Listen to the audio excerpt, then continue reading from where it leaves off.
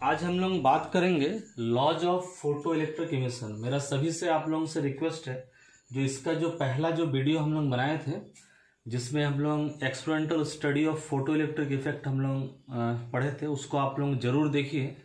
उसको देखने के बाद ही ये वाला चीज़ आप देखिए तो इन कंटिन्यूटी में आप लोगों को समझ में बहुत अच्छा आएगा। तो उस वीडियो में हम लोग एक एक्सपेरिमेंटल अरेंजमेंट हम लोग देखे थे जिसमें कि क्वार्ट्ज विंडो से इलेक्ट्रोमैग्नेटिक रेडिएशन जब फोटो सेंसिटिव प्लेट में आकर के गिर रहा था तो वहां से जो इलेक्ट्रॉन निकल रहे थे, इलेक्ट्रॉन अट्रैक्ट हो रहे थे। यहाँ पर एक पॉजिटिव पोटेंशियल हम लोग रखे थे, उस पोटेंशियल को हम लोग हालांकि वेरी कर रहे थे। कभी पोटेंशियल को पॉजिटिव रख रहे थे, कभी उसको हम लोग जीरो कर रहे थे, फिर कभी हम लोग उसको नेगेटिव कर रहे थे। तो जब हम लोग उसमें देखे थे लाइट ऑफ डेफिनाइट वेवलेंथ या डेफिनाइट फ्रीक्वेंसी उससे कम होने से नहीं होगा। एक खास फ्रीक्वेंसी से कम फ्रीक्वेंसी वाला रेडिएशन अगर उसमें इंसिडेंट अगर हो तो उससे फोटो इलेक्ट्रिक इमिशन नहीं हो सकता, हम लोग वहां पर देखे थे। और वहां पर हम लोग कंपेयर किए थे फोटो इलेक्ट्रिक करंट के साथ, हम लोग देखे थे इंटेंसिटी का क्या होता है, पोटेंशियल का क्या होता है और ये फ्रीक्वेंसी का क्या होता है, सारा चीज हम लोग देखे थे उसमें। उसी के आधार पर फोटो इलेक्ट्रिक इमिशन का कुछ लॉज हम लोग बोल सकते हैं। जो फोटो इलेक्ट्रिक इमिशन माने क्या, when the light of suitable frequency fall upon a photosensitive plate, then the electron will eject from that surface. This is different from thermionic emission, and this type of emission of electron when the light fall or radiation fall with a definite frequency, the effect is called photoelectric effect and the electron emission are called photoelectrons. तो इसमें हम लोग आज कुछ laws के बारे में हम लोग बात करेंगे। वो जो एक्सपेरिमेंटल स्टडीज किए उसी एक्सपेरिमेंट के आधार पर हम लोग क्या क्या देखे उसको हम लोग बात करेंगे। तो पहला जो हम लोग देखे, जो फॉर ईच इमिटिंग सरफेस, जैसे सोडियम रख सकते हैं, कभी पोटासियम रख सकते हैं, वो जो फोटोसेंसिटिव मटेरियल जिसमें लाइट गिर रहा था, हर एक सरफेस का एक मिनिमम फ्रीक्वेंसी होगा जिस फ्रीक्वेंसी को हम बोलते हैं थ्रेशोल्ड फ्रीक्वेंसी, उसको डिनोट करते हैं न्यू नोट से। उससे कम फ्रीक्वेंसी वाला रेडिएशन अगर इंसिडेंट हो, चाहे उसका इंटेंसिटी कितना भी ज्यादा क्यों ना हो, फोटो इलेक्ट्रॉन्स वहां से इमिट नहीं होगा। तो हम लोग उसमें क्या देखें, जो रेडिएशन गिर रहा फोटो सेंसिटिव मटेरियल पे, रेडिएशन गिरने से ही जो वहां से इलेक्ट्रॉन निकलेगा, बात ऐसा नहीं। जो भी रेडिएशन गिर रहा हर एक सरफेस के लिए, हर एक मेटल का सरफेस के लिए एक फास्ट फ्रीक्वेंसी वाला रेडिएशन ही होना चाहिए। उस मिनिमम फ्रीक्वेंसी वाला रेडिएशन का हम बोलेंगे थ्रेशोल्ड फ्रीक्वेंसी। उससे कम फ्रीक्वेंसी वाला रेडिएशन अगर आकर टकराए तो उससे फोटो इमिशन नहीं होगा। ये हम लोग पहला देखें। सेकंड हम लोग क्या देखें, for a given frequency new, अगर जो रेडिएशन गिर रहा उसका फ्रीक्वेंसी न्यू है, लेकिन ये न्यू क्या होना चाहिए, थ्रेशोल्ड फ्रीक्वेंसी से ज्यादा होना चाहिए। अगर कोई सरफेस का मान लीजिए थ्रेशोल्ड फ्रीक्वेंसी 1 हर्ट्ज है तो 1 हर्ट्ज से ज्यादा होने से क्या होगा ना, for a given frequency new, जो गिवन फ्रीक्वेंसी न्यू मान लीजिए 1 हर्ट्ज से ज्यादा, 2 हर्ट्ज है, 3 हर्ट्ज है, तब क्या होगा, number of photo electron emitted per second for a given surface under constant potential accelerating potential. जो इस पार का जो प्लेट था, ये ए प्लेट था, ये बी प्लेट था, इस प्लेट का पोटेंशियल को हम एक्सेलरेटिंग पोटेंशियल का नाम हम लोग दिए हैं। तो वो किसका प्रोपोर्शनल है, directly proportional to intensity of incident light. Means हम लोग क्या देखे इसमें, हम लोग देखे जो रेडिएशन इंसिडेंट कर उस रेडिएशन का फ्रीक्वेंसी थ्रेशोल्ड फ्रीक्वेंसी से अगर ज्यादा है, थ्रेशोल्ड फ्रीक्वेंसी से कम होने से तो फोटो इमिशन फोटो इलेक्ट्रॉन का जो इमिशन वो नहीं होगा।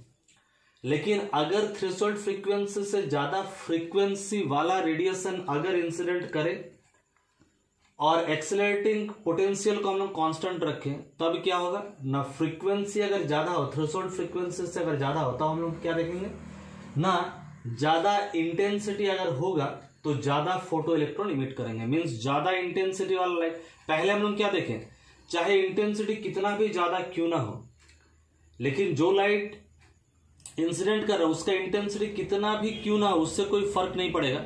लेकिन उस लाइट, जो लाइट हो या जो रेडिएशन गिर रहा, उसका फ्रीक्वेंसी थ्रेशोल्ड फ्रीक्वेंसी के बराबर या उससे ज्यादा होना चाहिए। तब ज्यादा होने से ही फोटो इलेक्ट्रॉन का इमिशन हो सकता है, उससे ज्यादा होना चाहिए, उतना होना चाहिए, इससे कम होने से नहीं होगा। मान लीजिए जो रेडिएशन गिर रहा है उसका फ्रीक्वेंसी थ्रेशोल्ड फ्रीक्वेंसी से ज्यादा है, तब क्या होगा, तब अगर इंटेंसिटी ज्यादा है तो फोटो इलेक्ट्रिक करंट भी ज्यादा होगा। क्योंकि हम लोग देखे पहला ग्राफ में देखे, ग्राफ ऐसा था, इधर में हम लोग इंटेंसिटी लिखे थे, इधर में हम लोग लिखे थे फोटो इलेक्ट्रिक करंट लिखे थे, और फ्रीक्वेंसी को और थ्रेशोल्ड और जो एक्सेलरेटिंग पोटेंशियल उसको हम लोग कांस्टेंट रखे थे। इसका पहला वीडियो आप लोग देखिए। तो हम लोग क्या देखें, ज्यादा इंटेंसिटी तो ज्यादा फोटो इलेक्ट्रॉन्स निकल सकता है। तो यह है सेकेंड हमारा। तीसरा नंबर है this is almost instantaneous process, means radiation गिरते के साथ साथ इलेक्ट्रॉन वहां से इमिट हो जाएंगे, means this process is instantaneous process, तुरंत होगा, इसमें कोई टाइम लेग नहीं होगा।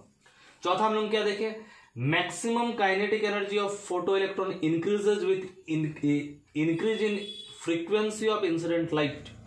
ये बहुत ही इंपॉर्टेंट पॉइंट है। तो जो इंसिडेंट लाइट, जो लाइट इंसिडेंट कर रहा है उसका फ्रीक्वेंसी को अगर हम बढ़ाते जाएंगे तो वो जो लाइट गिर रहा है, गिरने से ही तो इससे इलेक्ट्रॉन निकल रहे हैं, तो इस लाइट का, इस रेडिएशन का फ्रीक्वेंसी को अगर हम बढ़ाते जाएंगे तो इसके द्वारा जो इलेक्ट्रॉन निकाला जा रहा उस इलेक्ट्रॉन का वेलोसिटी भी हमारा बढ़ता जाएगा। तो ये जो मैक्सिमम काइनेटिक एनर्जी, जो फोटो इलेक्ट्रॉन का मैक्सिमम काइनेटिक एनर्जी या मैक्सिमम वेलोसिटी जो है वो इंक्रीज होगा with increase in frequency of incident light. लेकिन this is independent of intensity of incident light. Light का इंटेंसिटी चाहे कितना भी बढ़ा दे, लाइट का इंटेंसिटी के ऊपर जो इलेक्ट्रॉन निकल रहे उसका वेलोसिटी डिपेंड नहीं करेगा। ज्यादा इंटेंसिटी मीन ज्यादा इलेक्ट्रॉन, लेकिन वो जो लाइट जो गिर रहा है उसका फ्रीक्वेंसी थ्रेशोल्ड से ज्यादा होना चाहिए। थ्रेशोल्ड से ज्यादा अगर हो गया तो ज्यादा इंटेंसिटी तो ज्यादा फोटो इलेक्ट्रॉन निकलेंगे। लेकिन जो फोटो इलेक्ट्रॉन निकल रहे उसका जो काइनेटिक एनर्जी है, मैक्सिमम काइनेटिक एनर्जी है, वो इंटेंसिटी पे डिपेंड नहीं कर रहा, वो डिपेंड कर रहा फ्रीक्वेंसी पे। ज्यादा फ्रीक्वेंसी तो ज्यादा एनर्जी वाला, काइनेटिक एनर्जी वाला फोटो इलेक्ट्रॉन निकल रहा। और लास्ट पॉइंट जब हम लोग देखें स्टॉपिंग पोटेंशियल को लेकर के देखें, stopping potential is proportional to frequency of incident light but independent of intensity of light. देखिए स्टॉपिंग पोटेंशियल मैंने हम लोग बात किए थे, इधर फोटोसेंसिटिव मटेरियल से जो इलेक्ट्रॉन निकल रहा है, यहां पर जो हम लोग एक पोटेंशियल रखे थे, पहले तो पॉजिटिव पोटेंशियल हम रखे थे, फिर उसको क्या कर रहे थे, धीरे धीरे करके जीरो कर रहे थे, फिर नेगेटिव कर रहे थे ताकि इधर का इलेक्ट्रॉन इधर ना आ पाए। तो स्टॉपिंग पोटेंशियल हम लोग बात किए थे, मिनिमम नेगेटिव पोटेंशियल था जिस पोटेंशियल को अप्लाई करने से फोटो इलेक्ट्रिक करंट जीरो हो जाए। तो ये जो स्टॉपिंग पोटेंशियल, नेगेटिव पोटेंशियल जो था, ये स्टॉपिंग पोटेंशियल किसके ऊपर डिपेंड कर रहा है, ये डिपेंड कर रहा है इंटेंसिटी के ऊपर नहीं, ये डिपेंड कर रहा है फिर से किसके ऊपर, फ्रीक्वेंसी के ऊपर। तो ये हमारा ऑब्जर्वेशन, एक्सपेरिमेंट के बाद जो हम लोग ऑब्जर्व किए वो ये पार्ट है। तो ये सारा चीज को एक्सप्लेन करने के लिए उस समय हमारे पास था क्लासिकल थ्योरी, या तो हम लोग बोलेंगे क्लासिकल इलेक्ट्रोमैग्नेटिक थ्योरी। लेकिन ये जो पांचों पॉइंट को क्लासिकल इलेक्ट्रोमैग्नेटिक थ्योरी एक्सप्लेन नहीं कर पाया। कौन एक्सप्लेन कर पाए, ये आगे का वीडियो में हम लोग बात करेंगे। फोटो इलेक्ट्रिक इफेक्ट को क्लासिकल इलेक्ट्रोमैग्नेटिक थ्योरी एक्सप्लेन अगर नहीं कर पाया, कौन सा थ्योरी एक्सप्लेन कर पाए, वो बात हम लोग करेंगे। तो अभी हम लोग देखते हैं क्लासिकल इलेक्ट्रोमैग्नेटिक थ्योरी का क्या मान्यता और क्यों वो नहीं कर पाया। तो क्लासिकल इलेक्ट्रोमैग्नेटिक थ्योरी का ये मान्यता, मान लीजिए ये एक मेटल प्लेट हमारा, मान लीजिए सोडियम है, इसमें जब हमारा जो रेडिएशन आ रहा है, रेडिएशन मीन्स उसमें जो रेडिएशन में, इलेक्ट्रोमैग्नेटिक रेडिएशन में तो आप लोग जानते हैं electric field, magnetic field perpendicular vibrate कर रहता था, या ऑसिलेटरी इलेक्ट्रिक फील्ड उसमें रहता है, वो आकर के सोडियम का सरफेस में आकर के इंसिडेंट कर रहा है। तो according to classical electromagnetic theory हम लोग जानते हैं इंटेंसिटी जो है वो प्रोपोर्शनल टू क्या होता है, इलेक्ट्रिक वेक्टर का एम्पलीट्यूड का स्क्वायर का प्रोपोर्शनल होता है इंटेंसिटी। मीन्स ज्यादा इंटेंसिटी तो ज्यादा, या ज्यादा एम्पलीट्यूड तो ज्यादा इंटेंसिटी, या ज्यादा इंटेंसिटी तो एम्पलीट्यूड का स्क्वायर का प्रोपोर्शनल होगा। अब हम लोग बोल सकते हैं इलेक्ट्रोमैग्नेटिक एनर्जी, जो ऑसिलेटरी इलेक्ट्रिक फील्ड वाला रेडिएशन यहां पर आकर के टकराएगा, सोडियम प्लेट में जितने भी एटम्स है वो एटम को एनर्जी मिलेगा, एनर्जी मिलने से उसमें जो इलेक्ट्रॉन है वो इलेक्ट्रॉन को एनर्जी, इलेक्ट्रॉन गेंड करेगा। तो according to classical electromagnetic theory, जो energy gained by electron, electron जो एनर्जी गेंड कर रहा है वो किसके ऊपर डिपेंड कर रहा है, पहला डिपेंड कर रहा है इंटेंसिटी, ज्यादा इंटेंसिटी अगर होगा तो एम्पलीट्यूड ज्यादा, एम्पलीट्यूड अगर ज्यादा होगा तो इलेक्ट्रॉन को भी ज्यादा एनर्जी मिलेगा।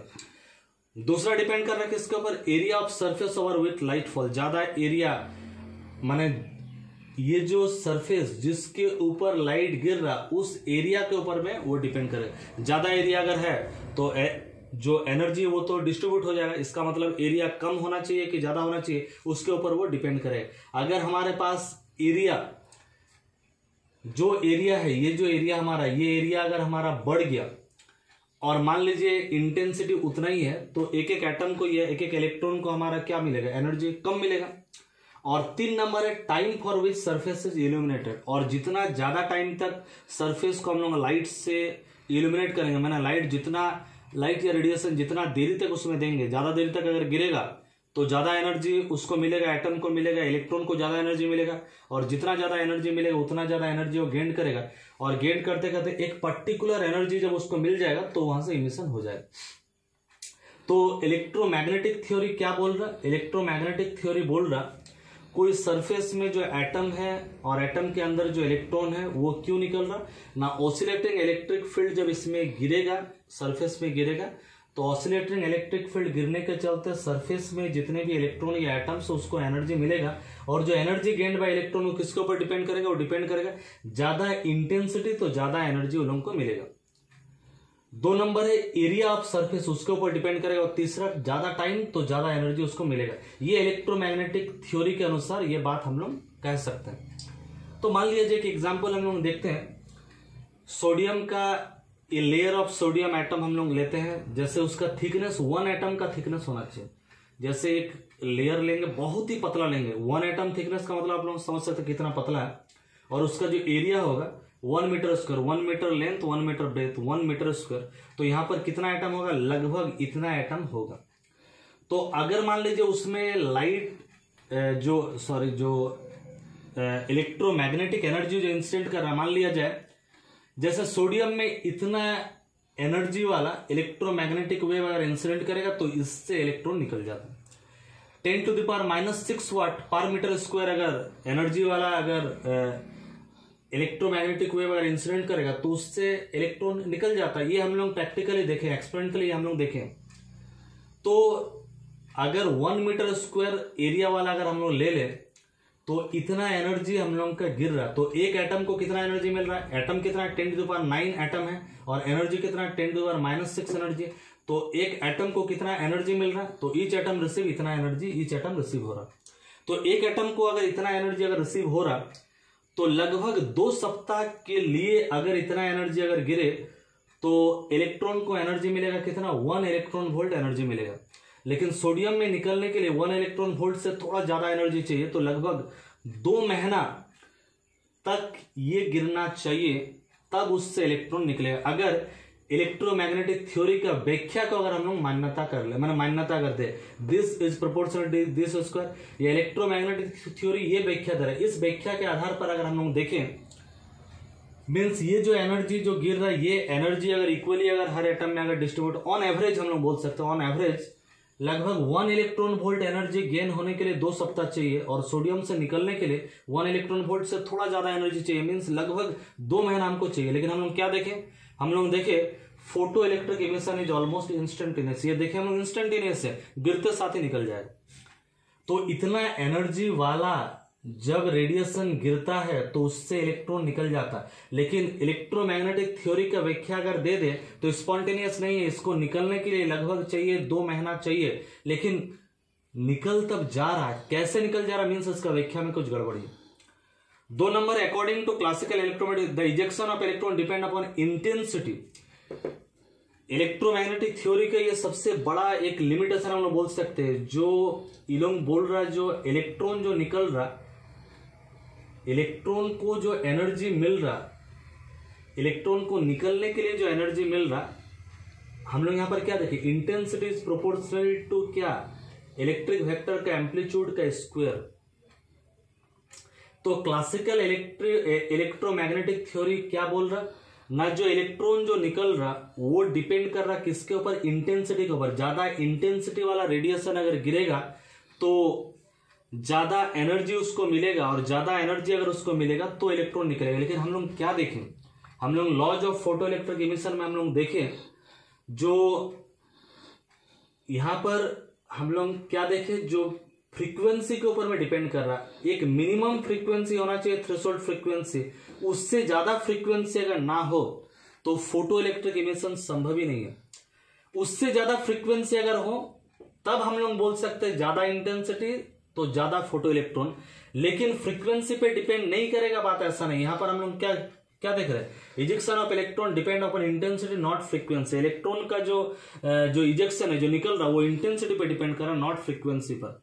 लेकिन हम लोग क्या देख रहे हैं, जितना भी इंटेंसिटी वाला रेडिएशन फोटो प्लेट पे क्यों ना गिर जाए, थ्रेशोल्ड फ्रीक्वेंसी से कम फ्रीक्वेंसी अगर होगा तो जितना देर तक, जितना दिन तक गिरता जाए, जैसे यहाँ पर 2 महीना तक गिरता है, 2 महीना क्या 5 महीना, 10 महीना, 2 साल तक भी गिरता जाए, इंटेंसिटी ज्यादा होने से इससे निकलेगा, बात ऐसा नहीं। इससे निकलने के लिए क्या होना चाहिए, एक मिनिमम फ्रीक्वेंसी होना चाहिए, जो हम लोग स्टडी किए।